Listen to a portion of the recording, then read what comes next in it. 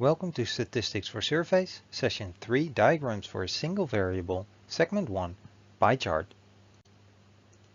Most people are hopefully familiar with a pie chart, but an official definition might be a graphical display in which a circle is cut into wedges, with the area of each wedge being proportional to the percentages of cases in the category represented by that wedge.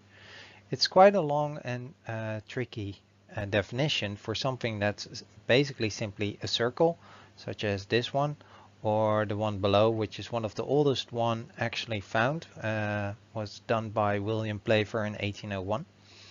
And that is actually a pie chart. There are a few ins and outs that we'll discuss on the next few slides. One thing to notice is that in a pie chart, each of the slices or wedges or section all together will form one full circle. So the pie chart is always one full circle, which means that each of the slices always represents some kind of relative frequency. So pie chart, the chart in itself, if we don't add any additional numbers, will actually only show the relative frequencies.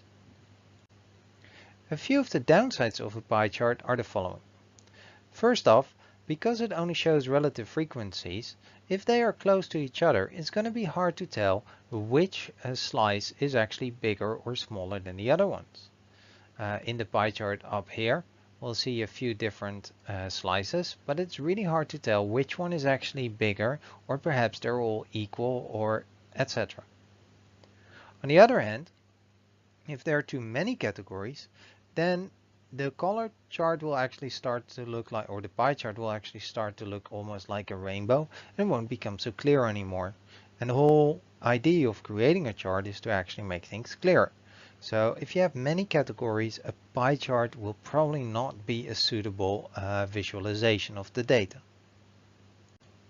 There are a few different variations on pie charts. I'll discuss two of them. The first one is the so-called 3D pie chart, which nicely gives a 3D effect to a pie chart. However, this is quite distorting the truth actually, because things at the front will appear bigger. Here, group B, and the slice of group B up here, it looks huge compared to, let's say, group D. But actually, each of these four groups were equal in size.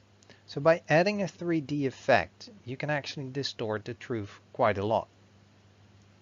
Another type of chart that is sometimes used is the so-called exploded pie chart, where one of the slices, or sometimes a few of them, are actually moved out a little bit to highlight them.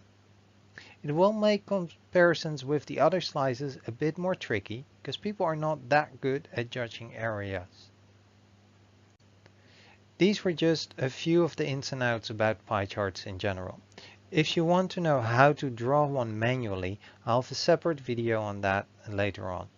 There's also a video on how to actually generate a pie chart using SPSS.